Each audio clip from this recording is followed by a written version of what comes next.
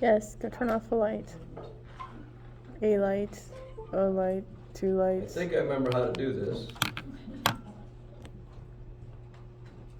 All right, because it's been a minute, some of this is going to go pretty fast, but we left off with the 10th plague being accomplished and the Passover instructions being given.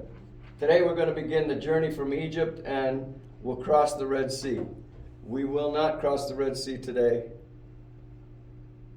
Y'all brought something else up as I was working on, but we're going to get right to the edge of it, okay? I'll also reveal some of what is relevant to us today with respect to this. As we do this, I'm going to draw your attention again to Yah being faithful and not forgetful. If this is important for the 400 years from he told Abraham until he went and got him, it's definitely important for the 6,000 we've been waiting on him, okay? We, not us personally. John's been waiting for several years, but.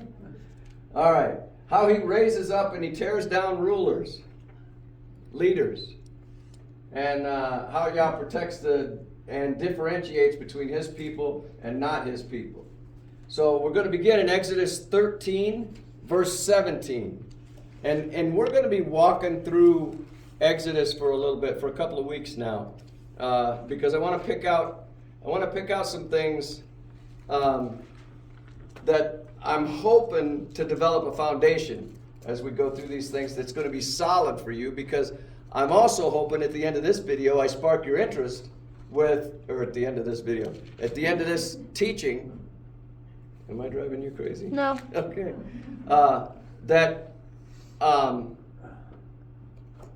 We've got a role to play in what's going on. We've got tasks before us in Yah's plan. Okay? All right.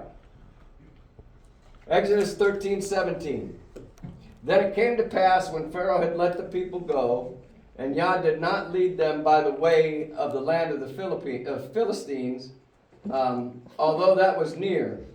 For Yah said, lest perhaps the people change their minds when they see war and return to Egypt. Verse 18. So Yah led the people around by the way of the wilderness of the Red Sea, and the children of Israel went up in orderly ranks out of the land of Egypt. The Red Sea splits at what is sometimes referred to as the Sinai Peninsula. There has, for many years, has been identified as Mount Sinai. There's a place that has been identified as Mount Sinai, but it's not correct. And it's taken years to understand that. And the Mount Sinai situation is one of many. We're going to continue to find out. We thought we knew things we didn't really know. Okay? This happens to be one of them. And there is receipts. I'm not sure we realize how much we really don't know. We think we know. They thought they knew where Sinai was. They were confident. But they had alternates because they weren't 100% confident. Okay? All right. Now this here map, can you guys see? Yeah. Okay. This map is showing a picture of the Middle East there. It's showing Arabia, Midian, and here's where the Red Sea splits, okay? And this is that Sinai Peninsula. This is what traditionally has been referred to as Mount Sinai. That is not correct. There has been substantial evidence since then, and there is building evidence since the substantial evidence. It just keeps increasing that the area that Mount Sinai is really at is right there. You know why it's over on the other side? That was the. Because they had to cross. One of the queens or somebody in the Roman church decided, she went through and picked all the holy sites. Oh, okay. That's why the holy sites are different. Okay. All right. All right, so I said I had receipts. I'm going to start giving them to you. In Exodus 3:1, you remember that from, well, it's been a while since I've been here, but you remember that from not too long back. Moses was tending the flock of Jethro, his father-in-law, the priest of where? The priest of Midian, right? And he led the flock to the back of the desert and came to Horeb, the mountain of God. And in chapter 3, verse 12, it says, "So he said, I will certainly be with you, and this shall be a sign with you that I have sent you. When you have brought the people out of Egypt, you shall serve Yah on this mountain." Okay? There is Midian, and there is the mountain. More proof. Paul, when he's writing to the Galatians, he's explaining how his whole conversion came across. And in Galatians 1, verse 17, he says, "When I received this, I didn't go up to Jerusalem to those who were apostles before me, but I went to Arabia. I went to Arabia and returned again to Damascus." And then in Galatians 4:25, when he's explaining to us the difference of the promises and how between Hagar and Sarah, he says in verse 25, "For this Hagar is Mount Sinai," where? In Arabia. Okay? And corresponds to Jerusalem, which is now, and is the bondage with the children. All right. Now, David is always telling us it's a good idea to learn the geography because that can open up some doors for us. That turns some lights on for us as we're learning. All this red here, I put that around that. I drew that red line right there. Okay? That's the peninsula there. That is the wilderness that he led them through. Okay? And again, you see down here that the Red Sea is split. Here's a close-up. This is where the evidence indicates that they are crossing, that they have crossed the Red Sea. There are videos of underwater of what truly appears to be chariot wheels under the water. There's all kinds of indications that this happens to be the place. There are this area right here in, I can't remember how to pronounce that name. I got it there again. All right, back up. This area right here is where the pillar of cloud and the pillar of fire stopped in between the Israelites, Yah's people, and Pharaoh. That mountain range right there was the high rocks on either side. They had no place to go. There's videos now on these videos.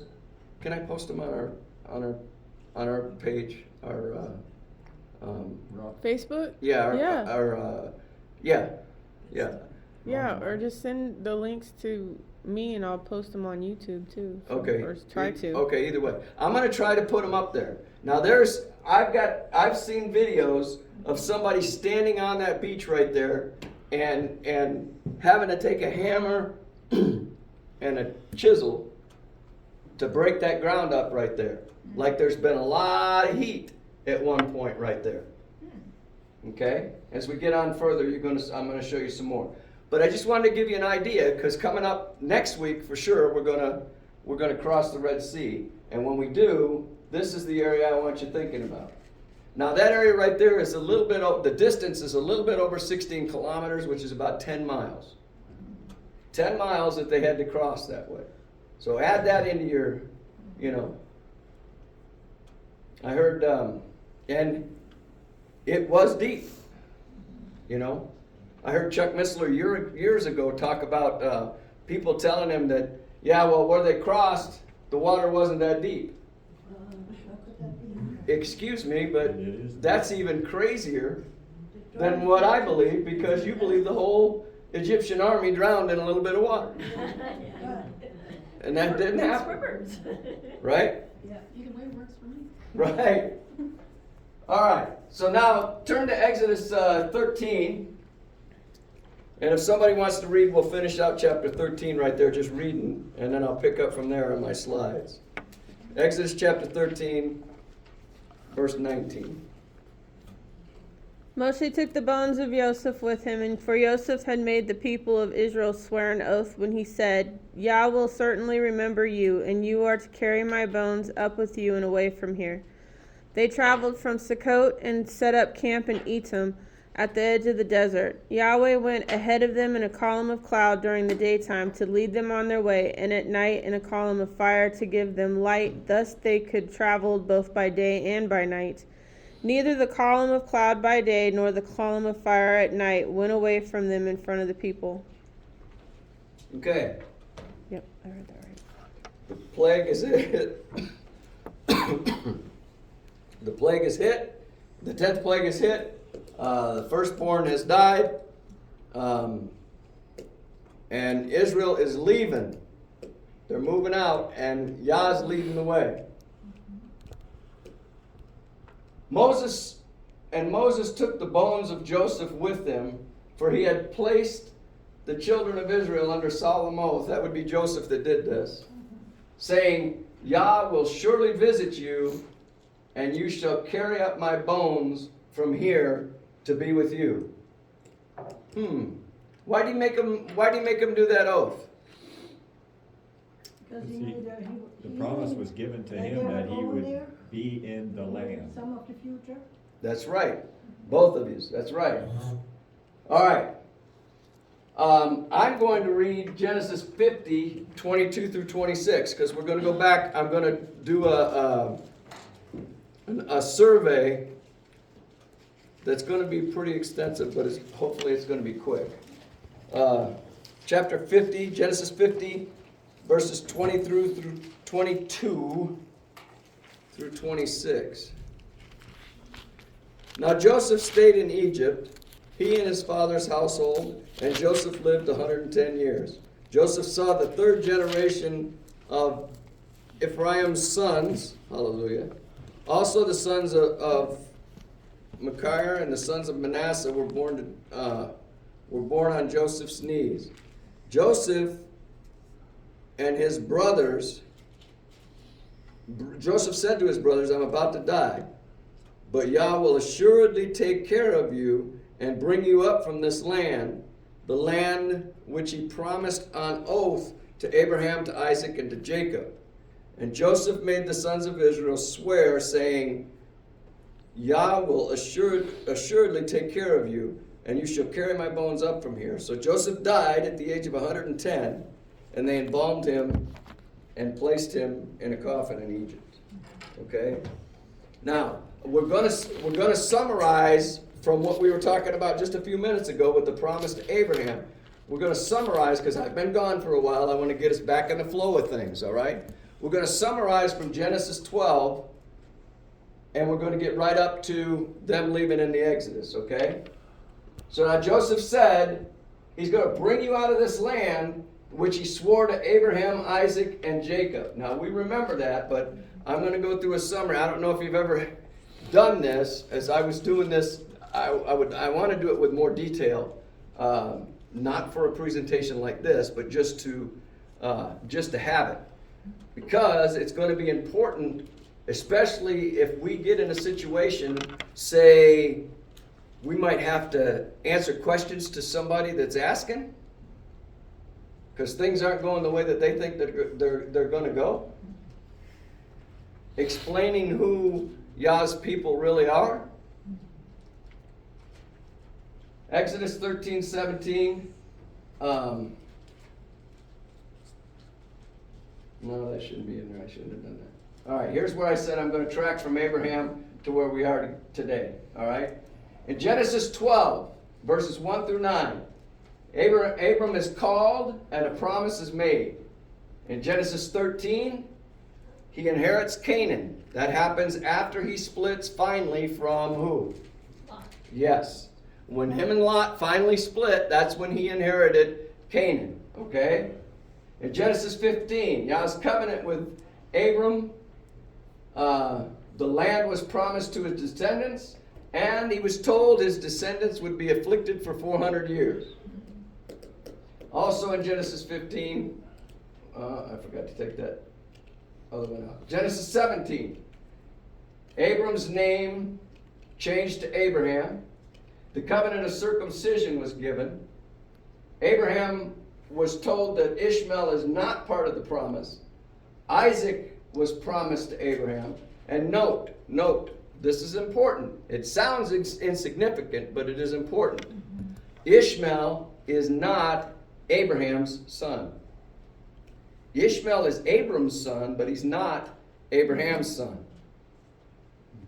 Things changed when Abram's name was changed from Abram to Abraham. Genesis chapter 18. Isaac is foretold again. You're going to have a son. Genesis 20. And I can give these slides to anybody that wants. You don't have to smoke a pencil trying to take notes, okay? Genesis 20.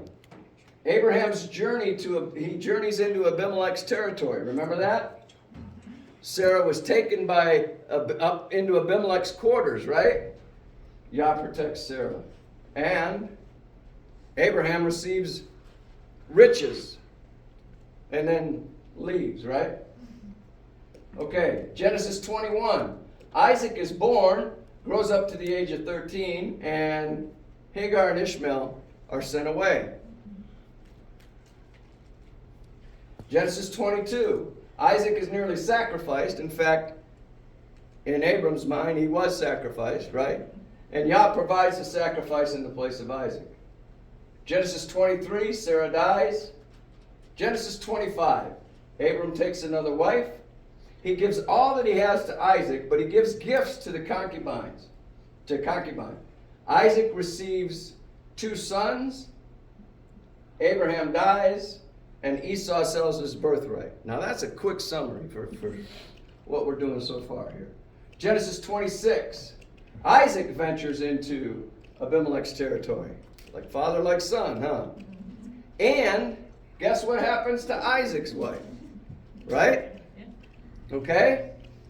And Rebekah's taken from him, as she's protected just as Sarah was.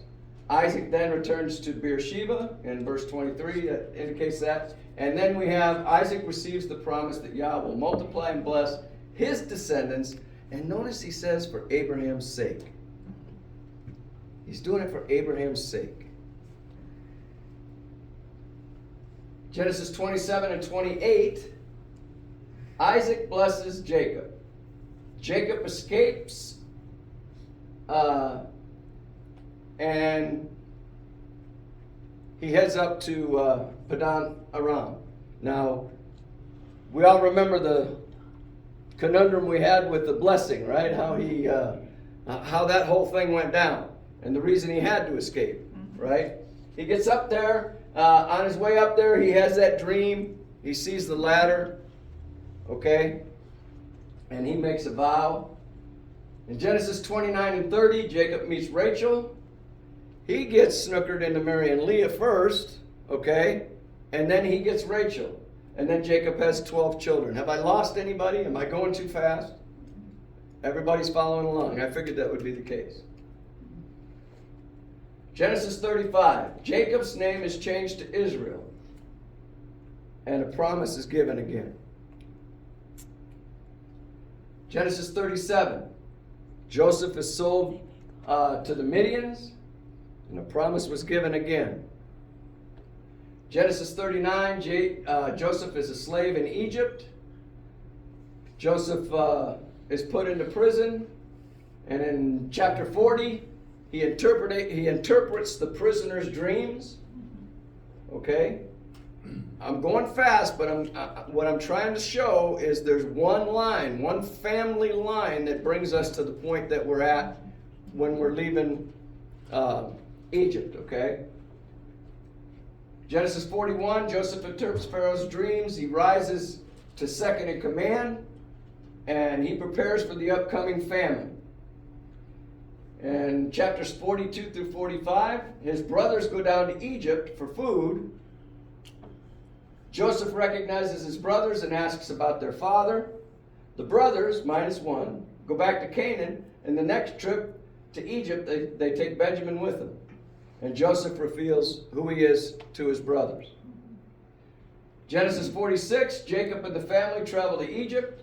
Joseph provides for them. Genesis 46 and 47, Jacob and the family travel to Egypt. Joseph tells Pharaoh his family has arrived, and Joseph provides for him in Goshen. Genesis 48, Jacob blesses Joseph's sons born to him in Egypt. Ephraim the younger is given the firstborn right. Both Ephraim and Manasseh are taken by Jacob and adopted as his own sons. That becomes important for the rest of the story.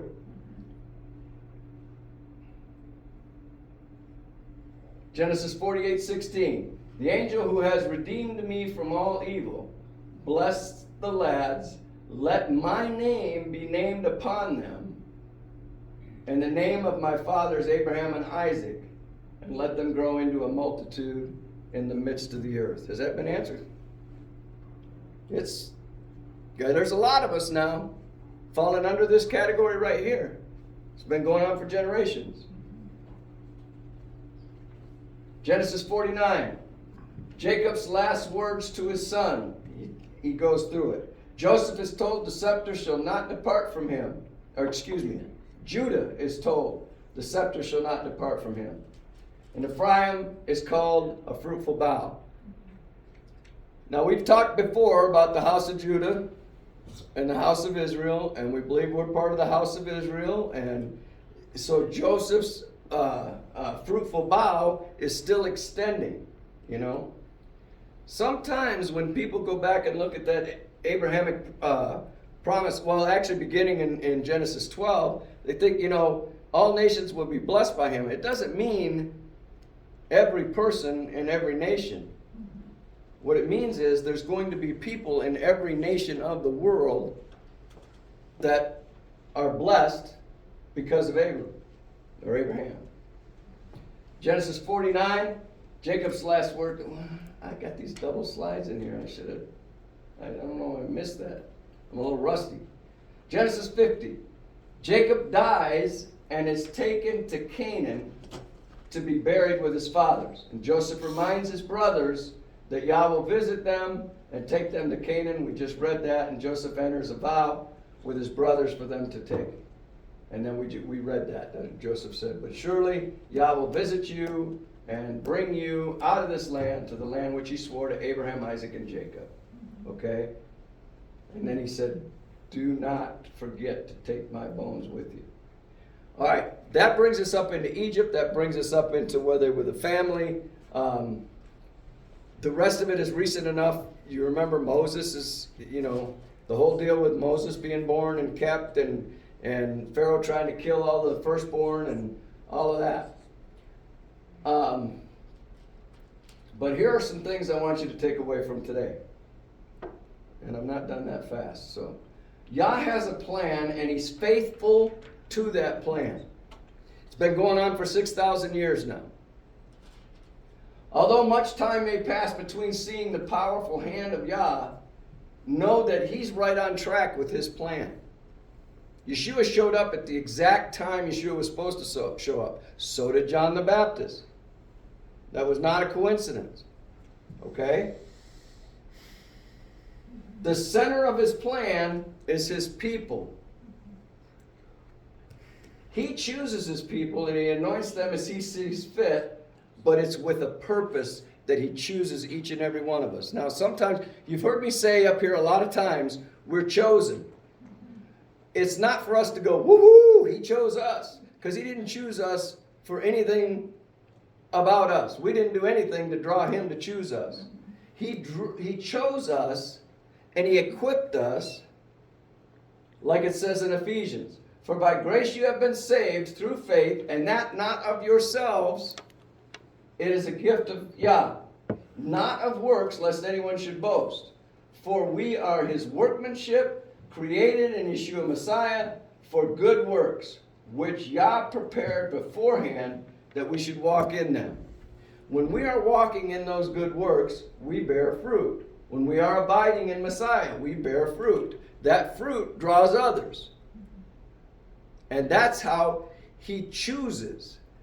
The ones that it draws, he put the desire to be drawn in them. Remember, he says, you didn't choose me, I chose you. Okay? He's using us to continue the plan as we do what he calls us to do. And sometimes it's a little difficult to figure out what he calls us to do.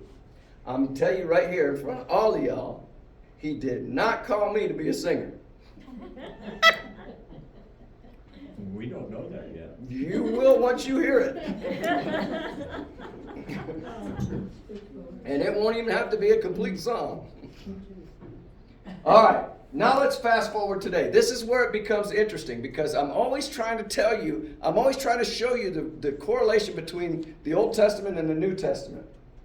Today, I'm going to show you a correlation between this Passover story that we've been studying over the past times that we were studying them, okay, and reality in today's world, okay? Some of you guys are already going to know. Others, it may just blow your mind.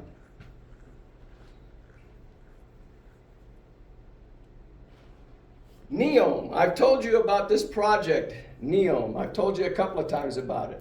Saudi Arabia is doing this, right? All right, well, that was announced on October 24th, 2017. What's the significance of it? Buckle your seatbelts. NEOM? NEOM, yes.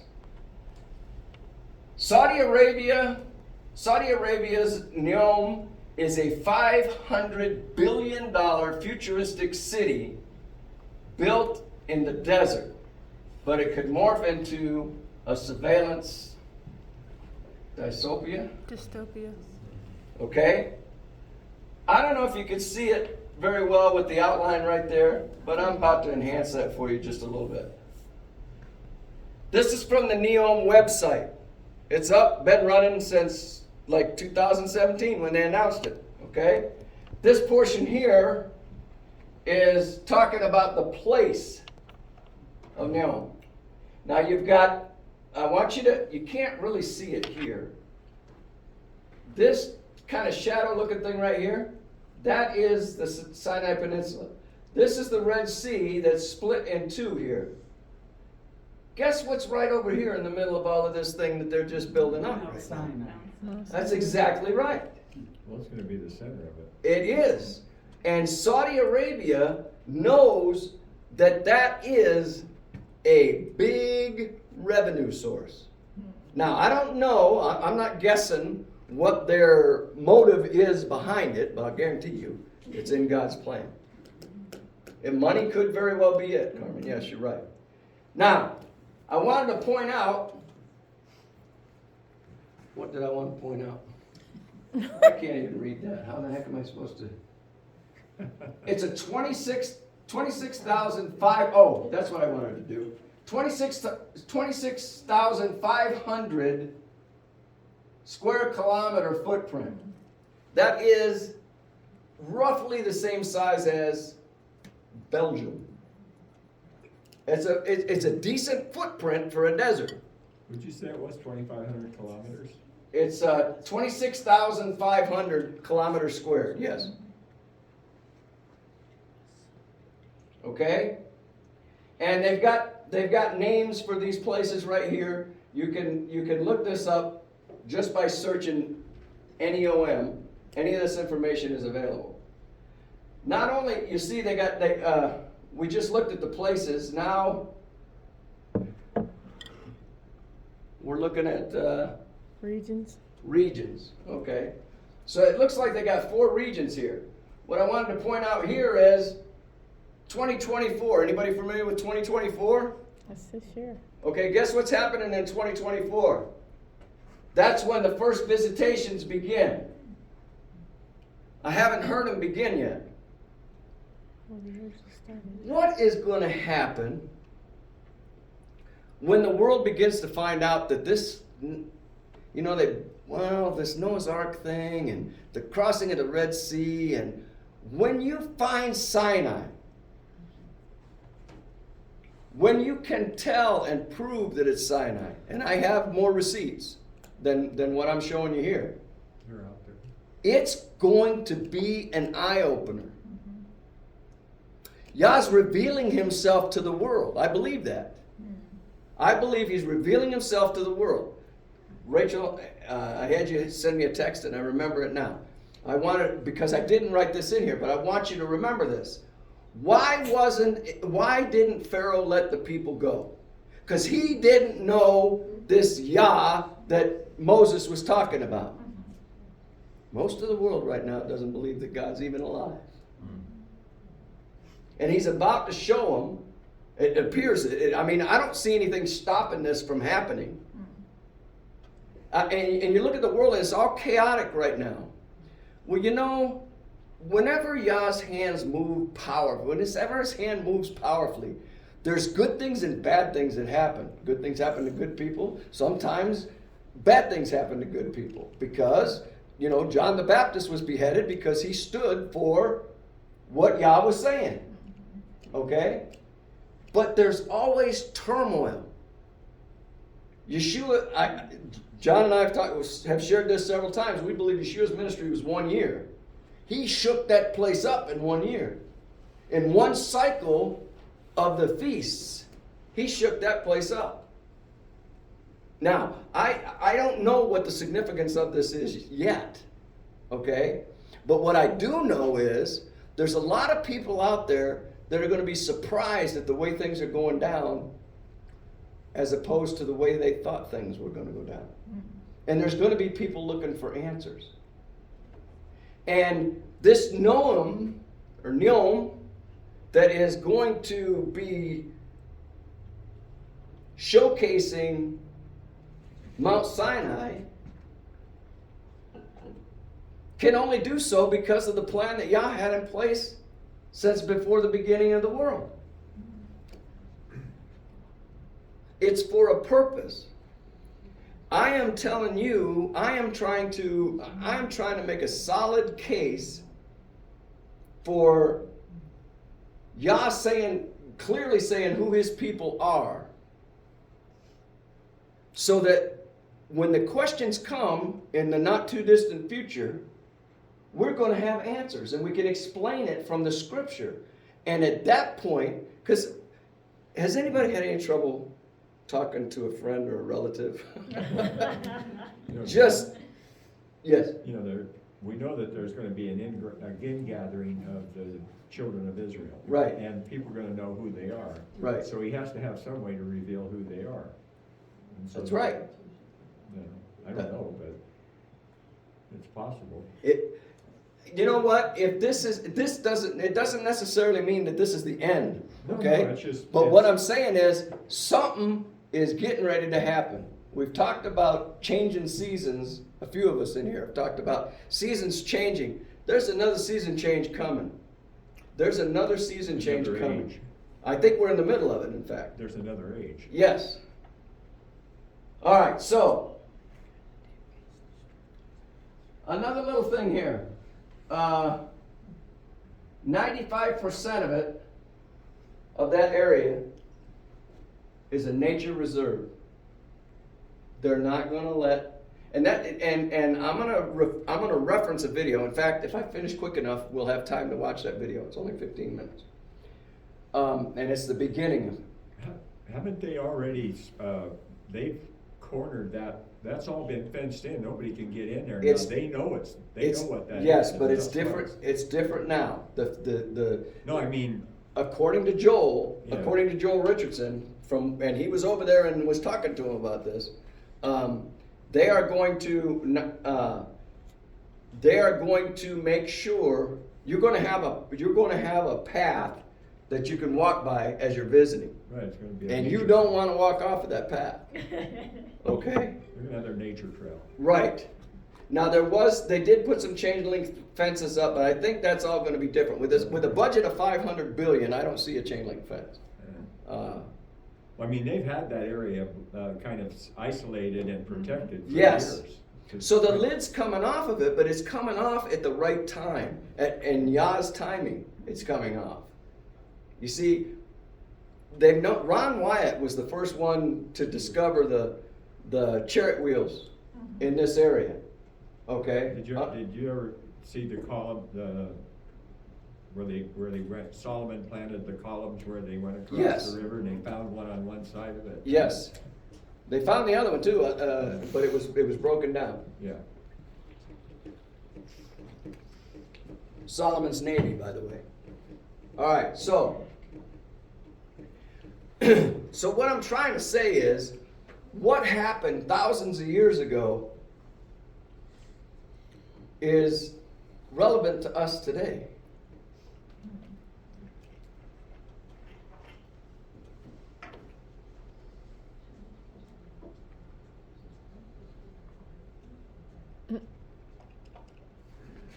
All right, here we go again. All right. What is the percentage of this?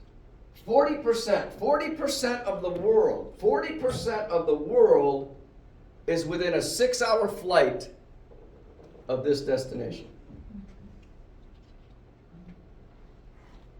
And again, this is breaking it up. Now, each one of those can be highlighted and you can't see it in the picture, but if you highlight it on the website, you get it gives you a little bit more information. You can click on each one, it expands, and so on and so forth. This is not a little deal.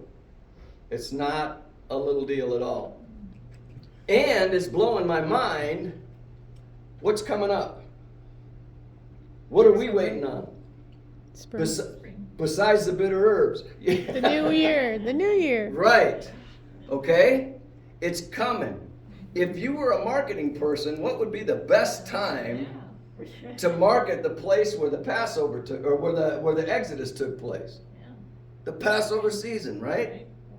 Now, I don't know that that's going to happen. I'm just telling you guys, this is stacking up. It's been not hidden. It has been out in the open since 2017. That's when they announced it. Okay? I told you several weeks back, there's been construction going on forever. This blew my mind this morning, when I was reading through these things, and I found out the first visitations are happening this year. 2024 is when they're projected. Now, that does not mean that they're going to show Mount Sinai right away. The first visitations are for the whole area. Okay, I say the whole area, but probably just limited parts of it right now.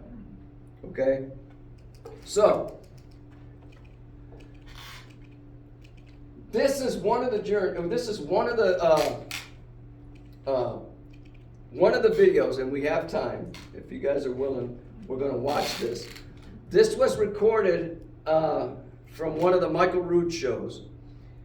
Joel Richardson is the man in this video. I'm going to show the first of 12 videos, but I'll send you the link for the whole 12 in Well, YouTube. you can post them on. You Okay. can post them on Facebook. Yeah. Okay. And I recommend you watch these things because Joel was a critic. He was a critic of, but then he started asking questions. And he'll say it, I think he says it in this particular video right here. He says, one of the things that struck me is this particular site right here is the only one that gets resistance. If you say it's from here. You know, everybody goes along with all the other ones, but if you say it's from, you know, if it's from Arabia, if it's from Midian, even though the scripture said that's where it's from, right? This one gets a lot of flack. So,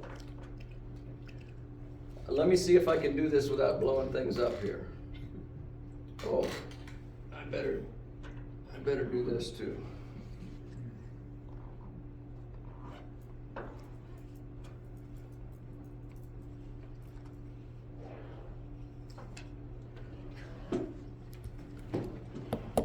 All right, now I got the hotspot. Now this is gonna depend on this mighty fine Lucerne Valley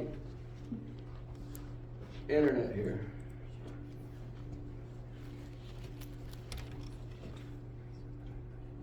Is it open?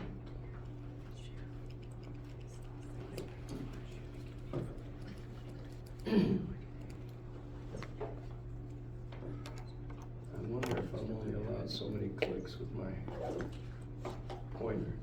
There it goes, there it goes.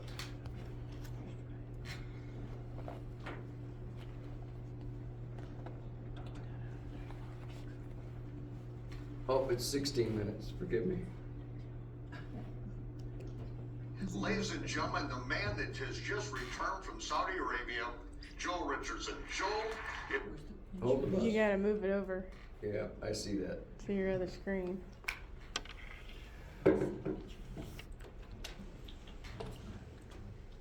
Pull it over. it is so good to I'm have you trying to back with pull it us. over. And you were with us for Passover, and then You want me to? this adventure. Why is this not? Because it doesn't like you. You should be able to drag it over, right? But this year, I I can't have to wait. shrink it first? Please tell us. The man who was also somewhat skeptical Oh, of there this, you go. and you decided make you it were bigger. not going to just stand back and listen to the critics. You were going to investigate yourself. How long And ago was so, this? Tell us the story. Yeah, it's been an amazing Huh? How long year ago was this of video? spiritual warfare and adventure. This was a couple of years ago. This was This has before been one of Saudi the- changed I leadership. would say the highlights of my life. Can you hear it? It was the end of Oh. last year. A friend of mine who's part of the ministry that I'm involved with, he said, hey, I've got some Sorry about that.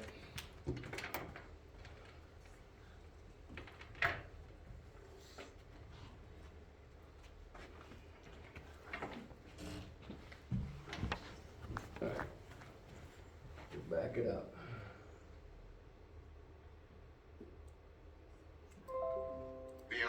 Joel Richardson. Joel, I didn't do nothing.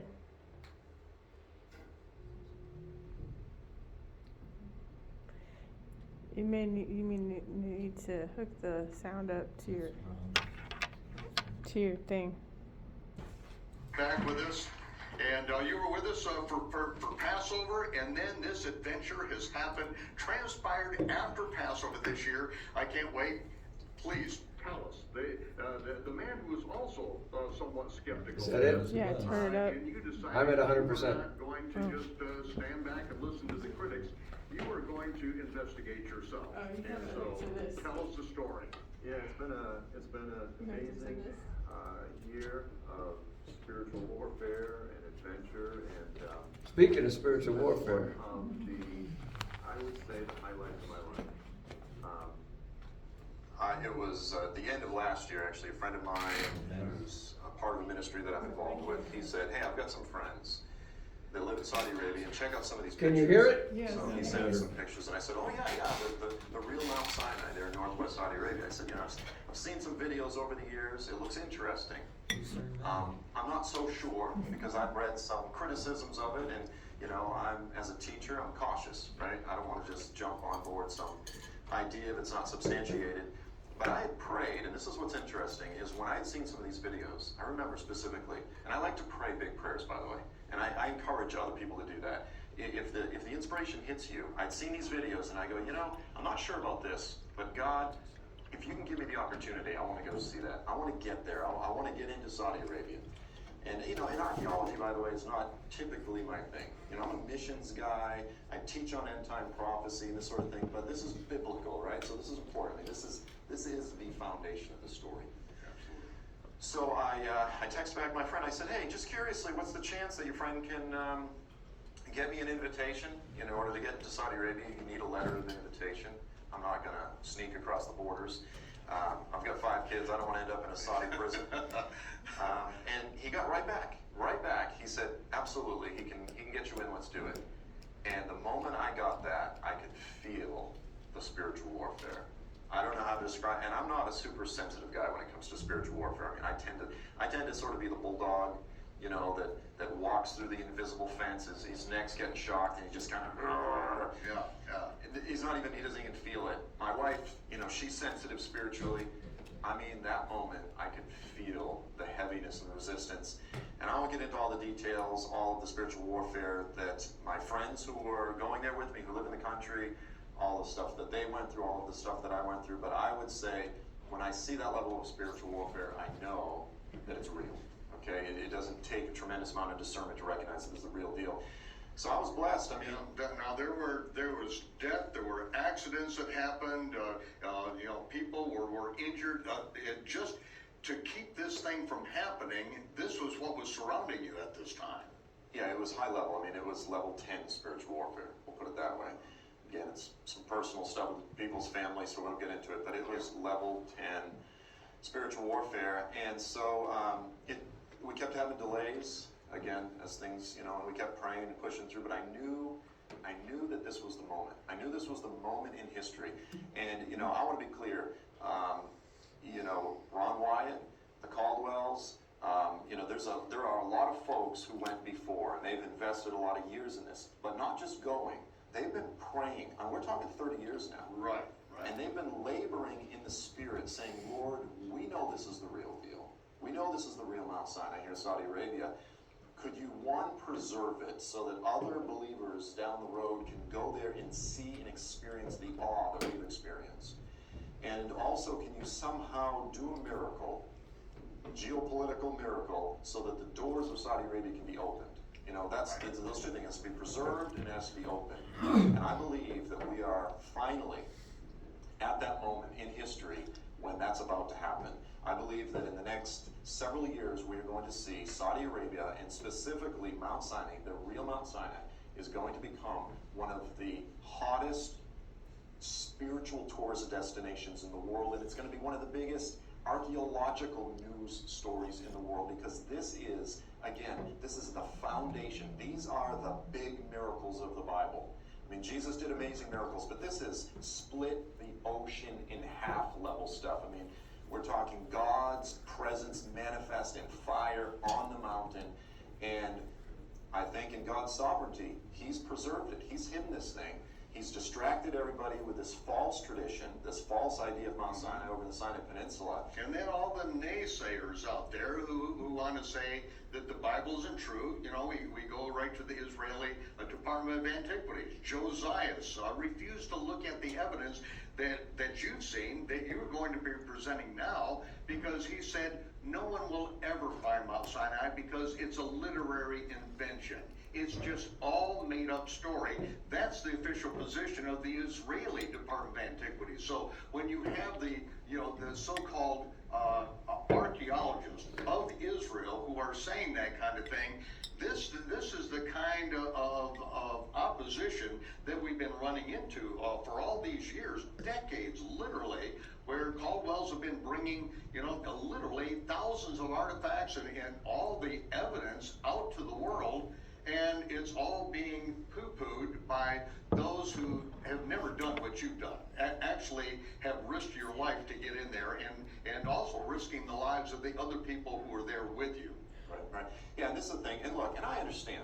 I want to be sympathetic. If you invest hundreds of thousands of dollars to get your PhD, you invest half of your life to become an expert, and then just Joel Richardson or, Ron Wyatt or the Caldwell, somebody just working in the country goes there and gets all these pictures and discovers probably the most significant biblical site in history, I understand there's going to be jealousy.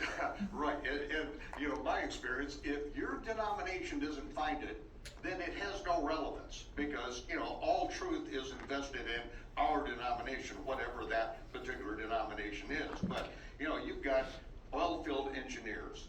They are not professionals in this particular area, and they're bringing all this evidence to light in the world. Right. And so, just for clarity, again, I'm a skeptic, I'm cautious, but I don't come out and endorse something unless I have worked through the material. And I can say with absolute confidence that the biblical evidence, that the geographical evidence, that the historical traditional evidence, and on top of it, and this is just the cream on top of it all, is the archaeological evidence. All of these things absolutely validate that Jabal al-Lawz, this is the mountain there in Saudi Arabia, just outside of the town of Al-Bad, that is indeed the real Mount Sinai. And they try to put up sort of this scholarly, I'll call it a diversionary smokescreen. They try to make it all about Ron Wyatt, all about the Caldwells. They go, well, these guys aren't legitimate archaeologists, and they try to poke holes in their personal life and attack them personally and make it, they use terms, and I'm not picking on him because, again, I do respect scholars. I respect scholarship. James K. Hoffmeyer is one of the world's leading authorities on the archaeology. He's an Egyptologist. He's a leading authority on this whole subject, and he refers to folks like Wyatt and the Caldwells as he calls this idea that Mount Sinai is in Saudi Arabia, he calls it the fanciful theories of these dilettantes. In other words, it's just sort of this is scholarly bullying. This is derogatory mocking. And they try to make it all about these people that have looked at it from the 1980s, but what they do, and this is proof that he knows that this is the real deal, is he does not discuss these ancient Christian traditions, these ancient Jewish traditions that go back well over 2,000 years. They go back a couple hundred years before Jesus. This is the most traditionally substantiated site candidate of any of the Sinai candidates out there. All right. So the best you can do is just say that it's a literary invention and we are not going to look at the evidence. But you looked at the evidence, and I have to say that Jim and Penny, as you have said, they have been praying about this. They've been laboring, and when we got together with them, we sat at the table together and said, we have been trying for the last 20 years to get this information out to the world, and between the two of us, there were 13 heart bypasses between Jim and I, and said, we thought we would be able to do this when we're young. But here we are, we're still alive and we're still getting it out, and now someone younger is able to get in there and to do this, and you have found some amazing things that we're going to show everyone, are we not? We're going to get into it. Okay, hey, now this this location, tell us a little bit about this location and how your skepticism and how you approach this as far as research and background on it. Yeah, so when I first heard about all of this, again, I started reading all of the critical stuff, because this is how I always do it. I want to understand the reasons not to believe it first. And I am just as skeptical of articles that are skeptical as I am of the actual site. So I want to be skeptical of the site, but I'm also cautious with regard. If I see somebody putting up, they're flailing and they're fighting to say this is not it, I'm going to be skeptical of that as well. Right? Yeah. Methinks you find out what their agenda is and where they're coming from, and you research that back. Yeah, that's the only honest way to do it. Right. So I started, and I work, and there's a lot. If you just type in Jabal al-Lawz, you're going to get a whole bunch of articles where people have worked very hard. But see, there's a principle here. That's the Saudi name for Why it. is it that this mountain is the primary mountain that everyone attacks and mocks and goes after? Why? It's kind of like this. It's not Constantine's mommy's Mount Sinai. They don't attack that. The principle, though, is like this. I always say to Christians, they say God's done with Israel. I say if God's done with Israel, then it seems pretty apparent to anyone with a lick of discernment that Satan has not received the memo. Right? And so it's the same thing. I go, why is there so much demonic, why is there such a concerted effort to debunk this spot and not this other one or this other one? Why is this where all the skepticism driven? So I see in that, a legitimate spiritual resistance. Mm-hmm. That's discernment. Yeah. So yeah, I worked through all the stuff, and again, probably the most vocal of all of the critics is a guy named Gordon Franz. He's written numerous articles trying to debunk, he calls it Debunking Jabal al-Lawz. Again, James K. Hoffmeyer, world's leading scholar, Egyptologist, archaeologist. In the back of his book, Ancient Israel and the Sinai, he tries to debunk it. Again, David Rohl, you've debated David Rohl. Gentleman, he has some fantastic information. But again, he also, in his book, Exodus, Myth or Fact, he takes a section in the back of his book to try to debunk it. And But that was before I took him down to see Jim and Penny, and we literally went through the artifacts and all, And he's had a shift of heart in this thing since that book came out, because he saw the evidence, and that makes all the difference. Seeing the evidence, not being able to dismiss it, not being able to do a scholarly report on why it can't be, but seeing the evidence. That's what changed him. Now, you've offered to debate. You've called all these individuals out for debate on this, have you not? Yeah, and again, because I don't, if I'm going to debate someone, I want to debate the world's leading experts on it. So I invited James K. Hoffmeyer, I invited Gordon Franz, I invited David Rohl, and one after the other, they all came up with various reasons why they would debate it. Hoffmeyer said, well, I don't think the location of Mount Sinai is really that important. So, well, then why'd you write a couple books on the topic? It's not important. Right. But why do I want to debate? Not because I could care less about a debate, because the moment is right in history. The Saudis are about to build a massive city up in this part of Saudi Arabia. This was before it was announced. Open up the country. Crown Prince Mohammed bin Salman will be the king of Saudi Arabia soon.